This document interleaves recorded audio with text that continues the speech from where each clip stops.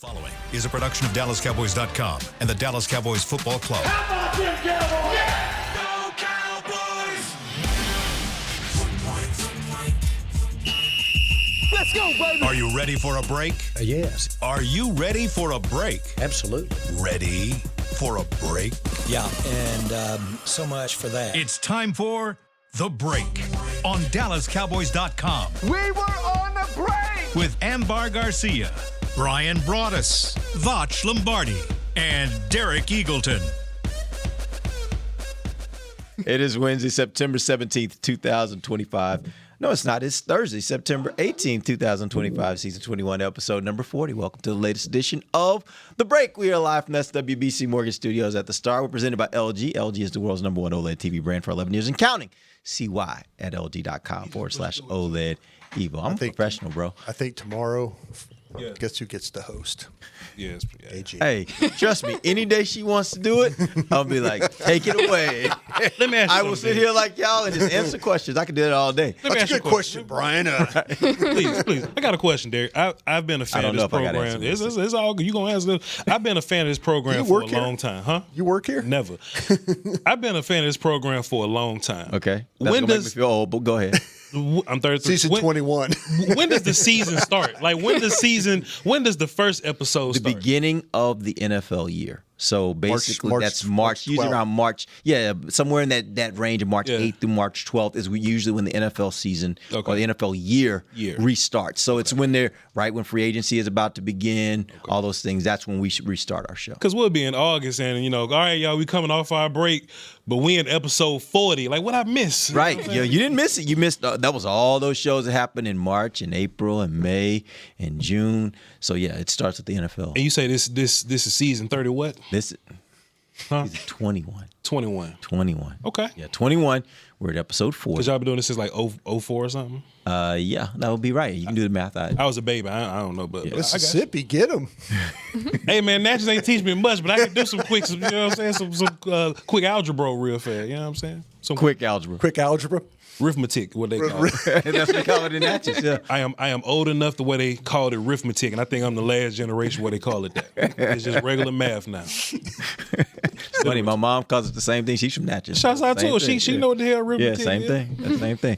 All right, let's talk. It is Thursday. It is September 18th, and it is our time to get into a little more talk on the Chicago Bears today. We're going to focus in on the Bears defense versus the Cowboys offense. Before we get to that, let's talk some injuries.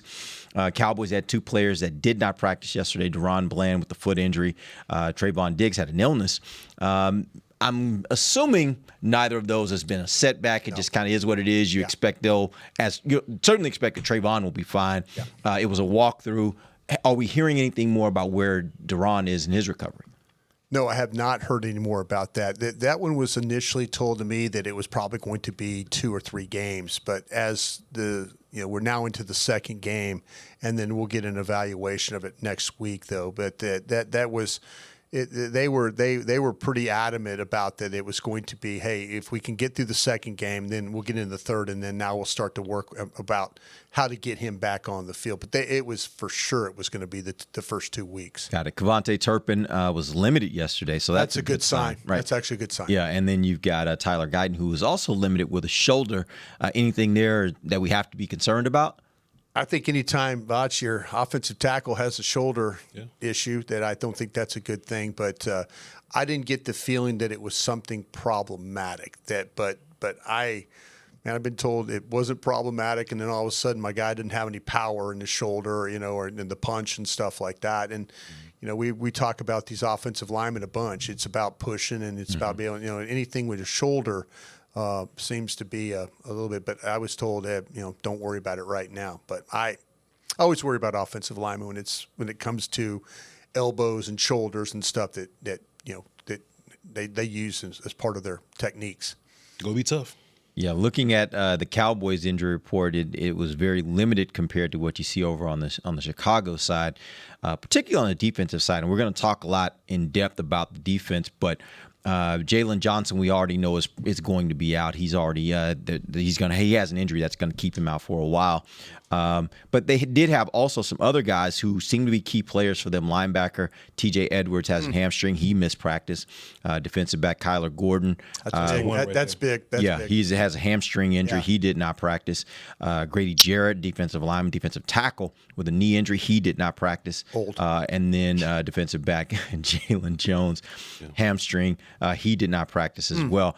Tell me a little bit about these guys from the standpoint of the relevance, importance they have for that Chicago defense. That, by the way, has been having some tough weeks here the first 2 weeks of the season. Gordon is massive. That is a big one. And when you're dealing with Dallas, you want to have as many corners on the field that can play. I believe the Bears are down like 3 guys. So former Cowboy legend Nahshon Wright is out there running around. So if he's going to be one of your outside guys, and we need to go find him. That's what the Lions did. That's what the Lions did. So we need to go find Nahshon Wright just like they did. But Gordon was a guy similar like last week what you got with Phillips. Like Phillips may not be the big name, but he's tough, scrappy, and he can do some things and take guys away from you. You want the defense's corners to be as terrible as possible so that you can have as many options as you can. And as long as you block these guys up front, I think you can really beat up on the corners over there. Yeah, Nick McLeod is the nickel corner filling in, and the first couple of weeks it's been a little bit of there's been some communication problems. There's been some problems they've had down in the red zone. The Lions last week, St. Brown coming across on motion. McLeod gets caught in the trash. He just lets it go and thinking he's got help on the other side, and it ends up being a touchdown. So yeah, they're playing with a backup guy over there. So to me, we always talk about this. Hey, can you take advantage of? I think this offense kind of understands now, like, hey, we can match guys up. We can get some guys. We can get some favorable looks. I think the nickel corner, and then also with Wright being on the outside, this is a team that doesn't have the pass rush that we saw last week from the Giants. So, hopefully things will be a little bit protected, a little bit better up front. But there's a couple of different guys in that secondary you absolutely need to go after. As I introduced yesterday, we're going to go inside ops to this segment where I have a couple questions for you guys that are big picture about this defense. Let's start first with Dennis Allen, who is the Chicago defensive coordinator. He's an accomplished defensive coordinator. Didn't have as much success as a head coach, but certainly a good defensive coordinator. What do you guys know of his system and what you can expect to see from a Dennis Allen defense? Man. Bunch of press man, and he's wanting to beat you with the talent of his guys. It just happens that his talent is a little banged up right now. So it's going to depend on him changing up, and he didn't change up last week. He just kept running what it is out there. So if they're going to be press corner and getting pressure with forward rushers, if that's how you want to win, then cool.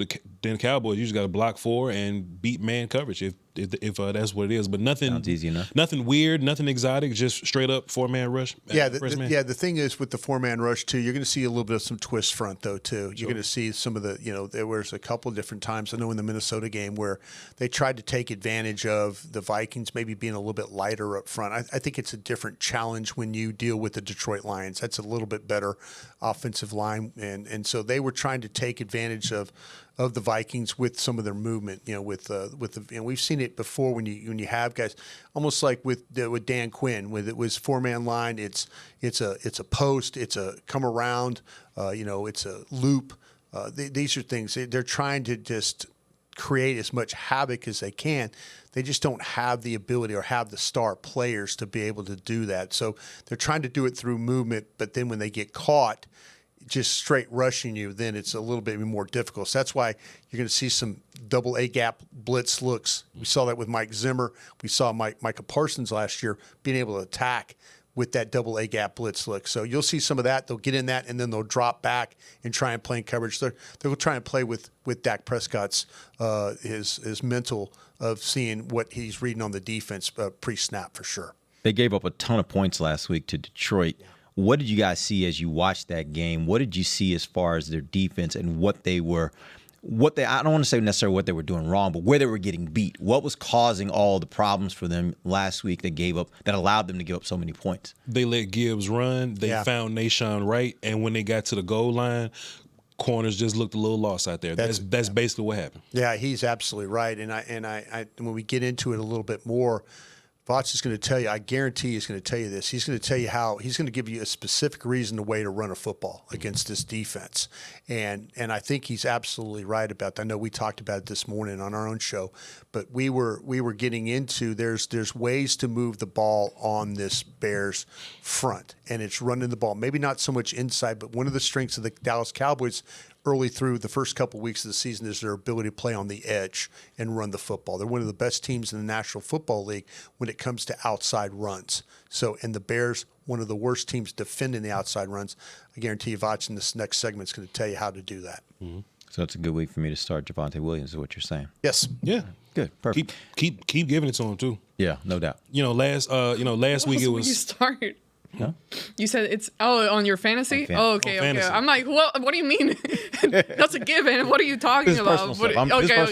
Personal. But give him more carries. Week 1 it was like 15 carries. Last week it was 18. I think this would be a fantastic time to see if he can handle 21. And I think he can. Okay. Yeah, you mean go in, lean in. Go run in. right at these people. Go in. All right, we're going to take our first break. When we come back, we're going to dive into the Dallas offense versus Chicago defense. There's some unique things that we'll talk about there and ways that maybe this Cowboys offense can take advantage of this Bears defense. We'll be back, DallasCowboys.com radio.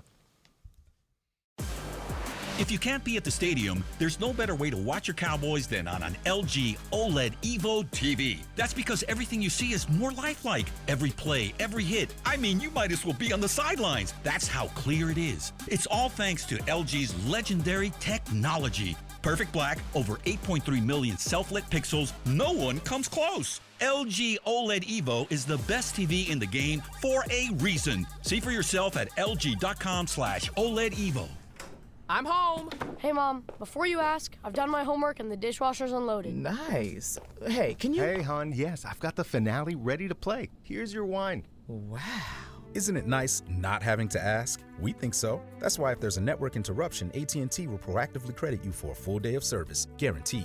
Credit for fiber downtime lasting 20 minutes or more, or for wireless downtime lasting 60 minutes or more caused by a single incident impacting 10 or more towers. Restrictions and exclusions apply. See att.com/guarantee for details. Hey y'all, Matt Pittman here. As the official pitmaster of the Dallas Cowboys, you know I take cookware seriously, especially when it comes to America's team. So when the Cowboys are away, I'm putting my Yeti cast iron skillets to work to make my game day favorites for friends and family. I'm talking chicken fried steak, skillet queso, and peach cobbler. And just like the Cowboys are forever, so are these heirloom cast iron skillets. Check out the full line of skillets on Yeti.com or at a Yeti store near you. If you shout, "How about them Cowboys?" you have that undeniable passion that's the heart of Cowboys Nation. And if you like to drink Dr. Pepper, you love the unique blend of its 23 flavors. Together, your one-of-a-kind fandom paired with the one-of-a-kind taste of a delicious ice-cold Dr. Pepper is the game day lineup that can't be beat. Better yet, gather your Cowboys and Dr. Pepper fan friends to watch the next game and crack open a delicious ice-cold Dr. Pepper for everyone. The wins will be even tastier. It's a pepper thing. Don't put off getting your oil change, Dallas. Take 5 Oil Change, a proud partner of the Cowboys, is faster than you think. They're so fast, you don't even have to get out of your car. You can take advantage of Take 5's stay-in-your-car 10-minute oil change at any of their locations across the Dallas area. And remember, at Take 5, you stay in your car because they're faster than you think. That means you won't even have time to show off your best touchdown celebration. Take 5, the official oil change of the Dallas Cowboys. Back to the break.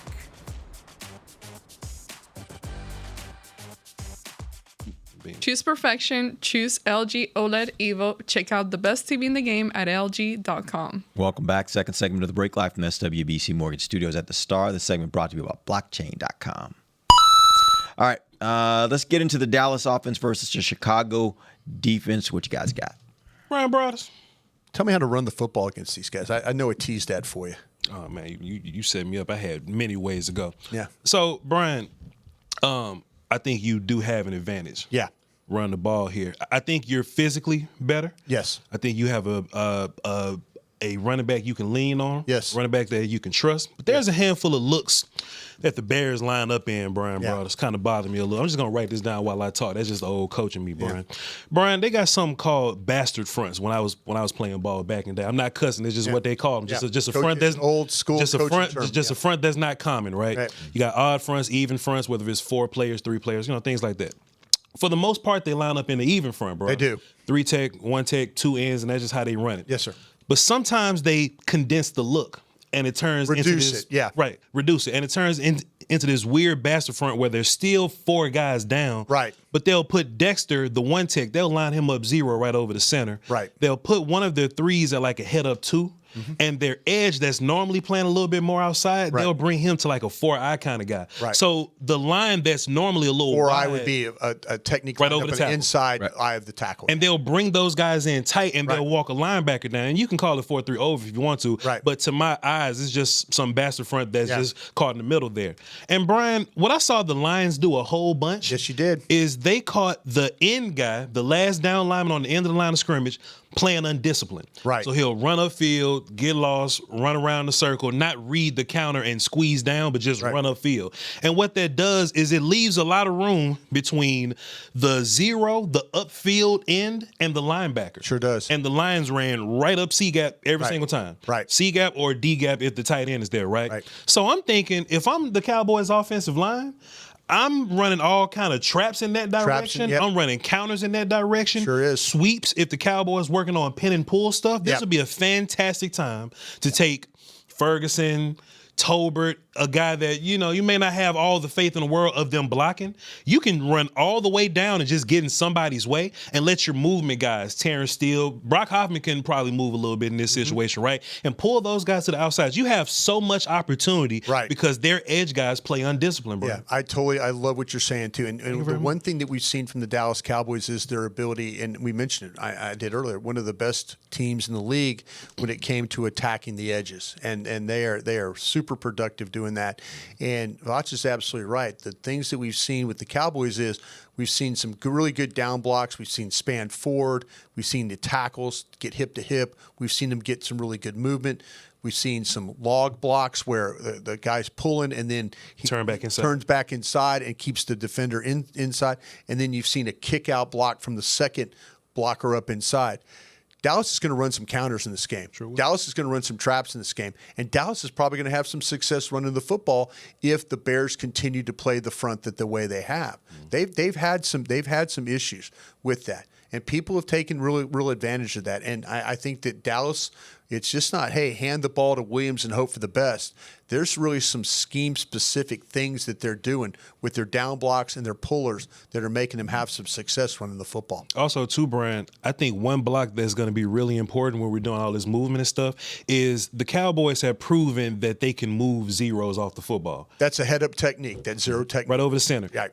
No disrespect. Javon Dexter is not Jordan Davis. He's not some of these other guys that you've seen the past 2 weeks. Yeah. I'm taking Hoffman, Booker, or if you're going to the other side, I'm taking Big Tyler, and I'm moving Javon Dexter off the football. This may be the least talented, respectfully, the least talented zero that you've seen so far. Yeah. I'm taking him, I'm moving him out the way, and I'm running right at those linebackers, Bryan. Yeah, absolutely. Does that change at all with Hoffman being there versus Beebe? No, sir. No, sir, because this it's not like Jordan Davis is there. So I actually have faith that Hoffman and Booker or Hoffman and Big Tyler can take Javon Dexter and move him around a little bit. And getting movement from the 1 tick or the 0, that can blow up everything because now your pullers can't get around. And the Cowboys penetration make them have to run the hump, and that's a hard thing. 100%. But just moving him downfield, now your running back that's on your fantasy team there, now he's gaining 3 yards and not even getting touched because the edge is undisciplined, the 0's getting moved, and the backer's just so wide out. So the Cowboys can run the football all day, every day here. So let me ask you this question. You're telling me right now that this team is extremely weak when it comes to their run defense. But we also know that right now they're very compromised when it comes to their secondary. Mm-hmm. 2 of their 3 starting cornerbacks are right now did not practice as of yesterday. One we know will not play this week. Sure. Which way do you go? Is there a preference this week that you would say they are better served running the ball or they're better served just lining up and just throwing the ball around the yard? Which one is better for you in this game? Brian Broaddus got something written down nicely on one of these papers here. You run the football first. Yeah. And you set up play action. There we go. And then you whoop them downfield with play action. Yeah, Dak Prescott is 19 of 21 throwing the ball on play action. Mm-hmm. I mean, it's almost perfect. So yeah, you get into, I think you play under center, you run the football, you make the Bears have to defend your run. And then when that doesn't work, then you got Dak Prescott, his ability, the ball handling, his ability to turn the back to the defense, make a throw down the field. You got some matchups. We talked about some of the cornerbacks. We talked about they've struggled a little bit too with their linebacker play. Noah Sewell has had to fill in, and there's been some times where in Minnesota they matched him up one-on-one, and he lost the coverage up the field like on a wheel route. Eyes were in a bad spot. It looked like to me in the couple against the Lions, they tried to match him up there. He had trouble with that. There are certain players that they can match up with it, whether it's a running back or a wide receiver, and do some really damage. But running the football and then setting up your play action game, especially with Dak Prescott being one of the best in the leagues through at least for the first 2 weeks of the season, playing out of that particular look. Brian, with the amount of press man that the Bears run, you would imagine that they will switch things around if they don't have the corners out there. If they do decide to line up with the guys that they have, Nashawn Wright and all the other guys that we're going to just pick on here, Nick McLeod and those guys. Yeah. Stevenson and all them. Derek does have a point, Brian. If they do walk down on you and there's not a bunch of safety help, should you open the game throwing the ball deep against them? If that's what they're going to give you, Nashawn Wright versus Pickens one-on-one on the sideline? I think that it's very inviting to say to do. Mm-hmm. And I trust Dak Prescott to absolutely do that. I trust Pickens. I think they're going to get Pickens going. I mean, they got him in that game. I was so encouraged by what I saw from Pickens, him and Lamb and others. I go to the run first. I'm gonna sit there and try and establish some things. Maybe do a little bit what the Giants did to you the other day in that football game. The first quarter of that game, it was 22 plays to 6. Sure. Try and get some kind of, and we know something talking about the Bears offense. Bears offense first drives have been really, really good. So, you might be in a situation. Hopefully, Shoddy won't get into a situation where he's all of a sudden he's feeling like pressure being down if it's 7-0. The fact that you don't get that done, but the Bears completely fall apart after the first 15. That their completion percentage, all the things start to go really, really south for them. So to me, I'm staying steady. I'm going to try and establish the run, and then keep myself ahead of the chains, and then let Dak Prescott kind of pick and choose. Maybe use that run for sure to set up some opportunities to take some shots down the field. The Cowboys have been at their best when they just have options and they can do everything. Like if you can't shut down the run and if you can't shut down the pass and they just get to decide what they want to do, Brian, I think the Cowboys can be really dangerous there. So like yesterday we were just talking and it sounded a little more dreary. Like, hey man, don't let the Bears get open. I don't think this is the same tone that we're having today. I think the Bears have a lot of problems. I think one of the bigger issues when it comes to passing the ball and why there may be more deeper passes is they just can't get to Dak. Like they can do all this moving around and the slants and stunts and all this kind of stuff. But if they're just rushing forward, they haven't really gotten to Jared Goff or J.J. McCarthy, Brian Broad. So if they haven't gotten to them, and Dak is already a guy that can feel pressure, so if you're not getting him, he'll hold the ball. But if he's getting to you, he'll get rid of the ball quickly, Brian. I just don't think that they're going to have a lot of, positivity hitting Dak this game. Yeah, I think so. And you mentioned, I think it's something very important. Dak's feel in the pocket, his ability to slide, to move. I think they're going to have to bring extra defenders. And if that's the case, Dak Prescott has a great history of being able to play against the blitz. And I didn't see anything totally exotic from the blitzings and anything like that. There was nothing crazy. We were like, wow, that was a good combination. That was, oh, wow, it's that fire zone where all of a sudden they're bringing a secondary guy and dropping a guy out. Yeah. You haven't seen really any of that stuff from Dennis Allen to make me feel like that he's going to affect Dak that way. This is why I think when we do our scores and stuff on Friday, I kind of going to think it's going to be a shootout game because I really don't know what Dallas defense is going to show up. Yeah. I don't know if they're going to make adjustments with their secondary. I mean, could Caleb Williams? I really do worry about him running the football in this game. So to me, I think this might be one of those back and forth games, until really both teams' defense, somebody's going to have to make a stop. Dallas's defense was able to make some stops in overtime. That was the difference in that football game. Yeah, just one last thing. We're probably going into break there, Derek. Grady Jarrett can play. But I think the Cowboys matchup, just having Big Tyler and Booker's kind of going to neutralize that a little bit. So I think the biggest thing you have to worry about on Bears D-line is just like Montez. Block Montez. That's going to be mostly Guyton. I don't think they move him on the other side too much, Brian. I just haven't noticed him. So it's going to be him and Guyton. If you can deal with Montez, and to be fair, Montez is a better matchup than Brian Burns is, but Guyton still got to go in there and fight for his life. If you can win that matchup, Brian, the rest of it take care of itself. I think so too. All right, real quick, before we go to break, though, I did want to ask you guys this. We've heard a lot about this defense and how bad they are. But as we know in the NFL, there are times when even bad units, bad teams figure it out. And so if we come in here Monday morning and we like, man, that Bears defense played really well. Ambar's going to point at me and laugh. Right. She's gonna well, that's first That's and a given. foremost. Okay. She might even text you the night before at the game and be like, what the? On the plane flight home. Right. But what will be, who are the players or what are the parts of this unit that if they have a successful day, they will be the reason why they have a successful day?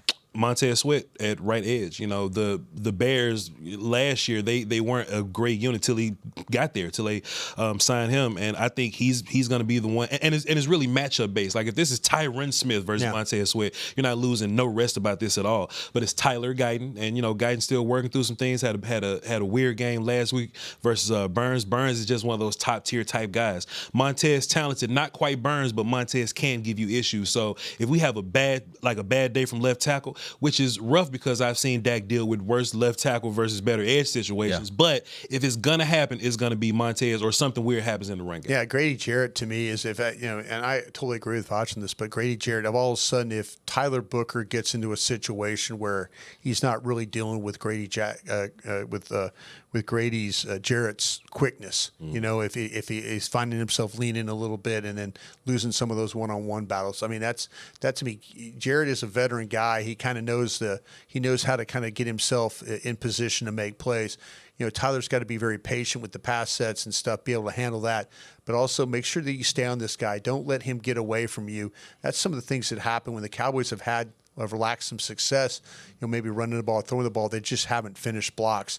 But Grady Jarrett's one of those guys that could make some plays happen if you don't, in fact, account for him the right way. If things get weird at the right tackle spot, I'm so sorry. Go ahead. Is this a Nate Thomas type shit? Like we're just looking to see if this is a Nate Thomas situation, if Dio or the Yingbo can give Terrence Steele a hard time? Yeah, the thing with the rushes, like I say, that's a group that has just a lot of the power. That was more power than it was quickness. And the one thing that Steele, we've talked about this for ages, and it's no secret. You watch him, his pass sets, there's sometimes he really struggles with getting his feet set, and then guys get in back. And so that's the things you always worry about with the edge, and maybe too with the shoulder situation with Guyton as well. How much power is there? Is he compromised in any way? But yeah, those are the things that will give these Cowboys tackles problems if somebody can walk them back into Dak.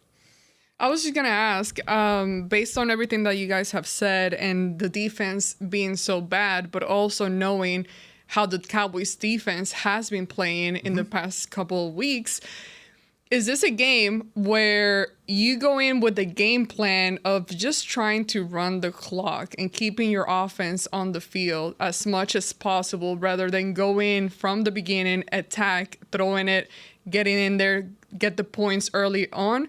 Or do you go in saying, let's just play this smooth and safe and go slowly just to not have to throw your defense out there as quick? I think the Cowboys offense operates at its best when it's fearless and they whooping ass real fast. Yeah. They can get on the ball quickly and they may slow it down to get a look or to get you to jump off sides or to maybe like mess with the defense or something like that. But when the Cowboys' foot is on the gas, I don't really want them to take their foot off the gas. I want Flus to call defense that can stop the other team. Detroit put them in a stranglehold last week. Sure, moving fast, and they scored the points, and it made the Bears have to try and score along with them. I think that if this is a close close game, it's probably because you saw the quarterback running and making some plays, or maybe he made some off-platform throws, or all of a sudden they figure out that DJ Moore is really kind of a good receiver, and then going against Stewart in the slot might be a best. They might be winning those battles. I'm going to try and score and make them have to score along with me. And maybe that takes them out of some of the things that they would like to do. Just for reference, where does Detroit's defense rank right now?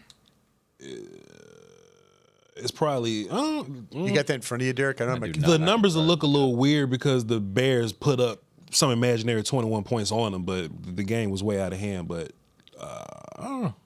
Yeah, I'll look that up. We're going to head to break. When we come back, we got a few more questions. We got a few more things we'll talk about. We'll figure that out in the break. We'll be back. DallasCowboys.com radio. Every day begins with a promise to work hard and to build a future.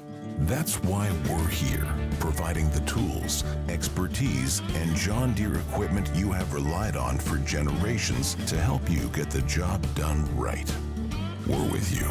That's our promise to you, because no matter the project or the challenge you're facing, We're with you. We're united. I'm home. Hey, Mom, before you ask, I've done my homework and the dishwasher's unloaded. Nice. Hey, can you... Hey, hon, yes, I've got the finale ready to play. Here's your wine. Wow. Isn't it nice not having to ask? We think so. That's why if there's a network interruption, AT&T will proactively credit you for a full day of service, guaranteed.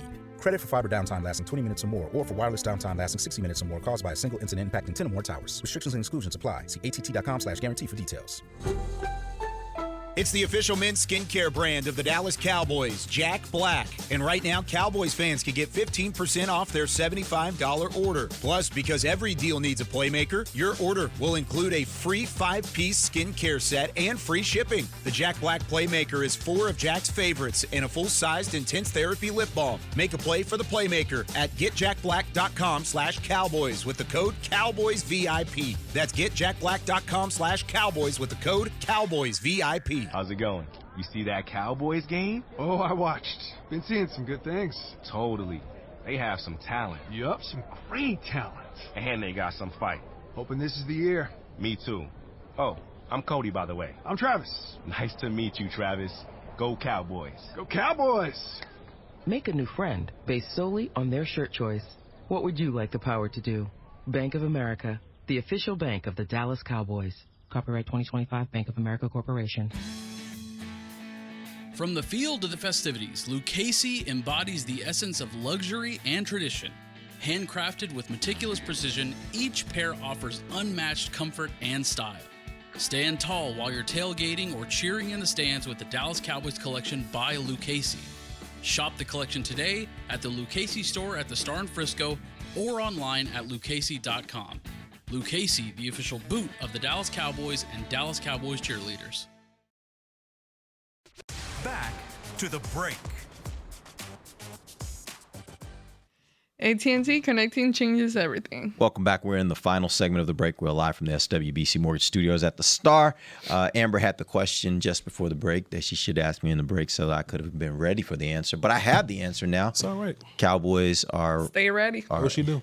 Cowboys are third to last in the NFL in defense. I guess that would be 29th.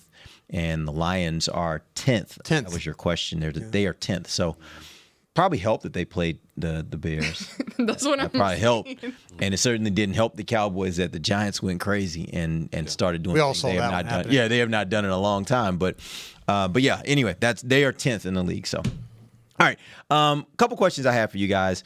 Is this the week now, especially talking about the fact that this team is so compromised when it comes to the run defense? Is this the week that maybe we get to see Jaden Blue be active and maybe they can get him involved in the offense? Or is this just the week where you start to see them use more than just Williams? They use more of their running backs because they want to run the ball even more. Me and Bryan talked about this, and he's a good friend of mine, so we talk all the time. Mm-hmm. I don't think we worried about Blue too much. Like we're worried about Blue in a way that we have to rush him back and we have to have him here. Now, I think Javonte is doing just fine. I think Blue he's caught up in that range that just right now, like that Mozzie and some of these other guys, like Tobert are in, right? Like the guys that are over you are playing so well that, hey, Kenny Clark make us not even think about Mozzie. Pickens, man, I didn't think about Tober. I think Javonte Williams has such a handle on this thing, right? And look, just to be clear, you would love if Jadon Blue does everything well and he comes to play and he goes and do fast things. That would be fantastic. But just as of now, Javonte Williams is doing just fine. So I'm not really hurting for Blue right now. Yeah, to me, this is it started off as kind of a surprise, a little bit of a shock to the football system that Blue wasn't involved. You're like going, why? What are they seeing here? What are they doing? But it really is about what Shoddy and them are trying to do in the coaching staff. They're trying to make these guys, step up, be accountable, prepare, be ready, and then go out there and execute to the best of their ability. And there's a couple of guys right now that, like Voch was saying, Mozzie Smith, if Mozzie Smith were not to play, I'd understand it. It's not a shock to my system anymore. Blue, maybe week 1, shock to the system. Week 2, not a shock. Now especially with your having some success. Now, that's not to say that Blue wouldn't get in there and run some counters and things like that. Great. But if the preparation part of it is not matching what the coach's expectations are for him to play, then you have to respect that. And I'm okay with that because they are having some success running the football with Williams. I was throwing dirt on the guy. I didn't think that Williams is going to be able to do as well as he has, but the line's done a nice job, and so is him. But running the football, he's shown toughness, and there's been times where it's not always looked pretty, but handing the ball 3-4 times, I would hand him the ball more. Sure. I absolutely would hand him the ball. And you want to take some of Sanders' carries? Fine. Just keep handing the ball to Williams. That's a complete back playing out there right now. Yeah, they're both doing well, and I think it allows you to have that leisure where you're not rushing to have Blue back. But at the same time, I would love it to be more like a strategy type of thing where you're like, okay, in a game like this, based on the analysis that you guys just provided about the run defense, it would be great to have the opportunity to throw him out there because we know there's only X amount of games where you can get legit NFL type of experience. And it would be great because, God forbid, something bad happens later in the season where now you're forced to count on him and be more dependent on him. But at the same time, we don't fully know all the details of what is happening in the classroom, what is happening in those meetings, what's happening What's there. The disconnect? Yeah. Exactly. And how is it currently being addressed? Because now we're heading into week 3. So at some point, you would hope that that issue is corrected to the level of where they make the decision to start incorporating him into the game, because we all know his ability. We all know what he did in college, and the different attributes that he brings is completely different than the other 2 running backs. So I would love to see the combination of Williams and Blue in there. But again, a lot of things that we don't know what's currently happening, but based on everything that Brian Schottenheimer has said and the way that he is currently managing the team, I feel confident that they're getting that issue taken care of. This is where I'll disagree with you, AG. Mm-hmm. I think we know. I think Brian Schottenheimer's been really honest about this. It's about. No, he said it, but at what point? Okay, at what point does that start changing? Because we can't sit here all season, all year, and be like, okay, he's not learning. Okay, well, what are you doing? Yeah, no, I think that Brian Schottenheimer's clearly, and the coaching staff has put this on the player. Yeah. If you want to be active every week and you want to be a part of the offense, you need to prepare differently. You need to do your whether it's your studies, your game film analysis, your treatments, your workouts. There's a lot of things that go into being an NFL player. It's not showing up and just all of a sudden, and again, I'm not saying this, AG or anything toward you or anything like that, but I think Brian Schottenheimer's telling us he's not, and then Jerry Jones is telling us. I think they're telling us that this guy is not doing everything. And I applaud, because there's been times around here where guys have been thrown out there and they're not doing everything that they need to do. They threw Tyler Guyton out there last year, and Tyler Guyton wasn't being a pro. And I think his play suffered and the team suffered because of it. So tip the cap to the coaches, and 100%. Hopefully this is one of those moments. And what I would really be worried about is all of a sudden if Jadon Blue becomes comfortable being inactive every week. That'd be terrible. That's the biggest issue that I would worry about. Then I would go to the scouting department and say, Why did we not know this about this player? That's what I was gonna say. That's the weird thing, Brian. You've worked in the scouting department, and I know sometimes good, sometimes bad. I know the amount of work that goes into it, and them looking literally at everything, every single aspect of the game, the mental, the physical, the everything, talking to different coaches, everything. So that is what it is. Why I'm like, why? I'll tell you why are we here? I would tell you why. Because on my board, talent wise, I had a third on Blue. Absolutely. He was about right around there for you too. Yeah, absolutely. If you get drafted in the 5th, I think that's what that means. Yeah, and I agree with all this, and I like the fact that coach is holding his players accountable to the standard, whatever that standard is. I guess the way I'm looking at it though is I would love a scenario where Blue is there and he's kind of complimenting Williams. Yeah. I'm not thinking take snaps away from Williams. I'm thinking you can take some of those snaps right now that maybe you're giving Sanders, and I'd love to see Blue in those same scenarios and see what he can do with that, because I do think he has more speed. I think he has kind of that home run ability. I know that's how Texas used him. He was never the lead back at Texas any of the years he was there. He was a guy that he'd spring in and spell guys, but his abilities allowed him to be a quick hit type guy. Games would be stale, and Texas wasn't getting anything going. Yeah. Next thing you know, throw him the ball. Here goes Blue. It's a pass. It's a run. Whatever it is, he finds a seam and he's off to the races. And it has a way of opening up the game because you have that kind of game breaking player. That's where that's the role I want to see him. Well, it's sad though that the fact that Sanders is kind of struggling like he is, and Blue's done nothing to take Sanders off the field. Yeah. Right. It's very similar to what's going on with with the whole thing with Tolbert. We've had these discussions about these players. We were talking yesterday. It was a great question about hey, well, do you kind of limit what Turpin's record or role is? Well, you can't, because nobody behind him is pushing him to. They need him to play. Yeah, and this is the case where Sanders probably needs to sit, and Blue's not doing enough to let Sanders sit. That's the thing that should really bother you. Yeah. And by the way, if Kevontae Turpin were to miss the game, this would be an excellent game for Blue to be able to step in and do some of the things offensively that they want to do with Kevontae Turpin. Right. So, once again, if that happens and he's not able to be active, that tells you even more. He's not taking advantage of these opportunities that are presenting themselves for him to be able to kind of show what he can do, because there are roles that are made for him that are available to him. He's just not taking advantage of. All right, we appreciate you guys joining us. We'll be back on tomorrow. We'll wrap this whole thing up, let you know what we think is going to happen this weekend. Cowboys versus Bears. Till then, for Voch Lombardi, Bryan Broaddus, Ambar Garcia, I'm Derek Eagleton. This has been The Break, live on DallasCowboys.com radio. This has been a production of DallasCowboys.com and the Dallas Cowboys Football Club. How about this, Cowboys? Yeah!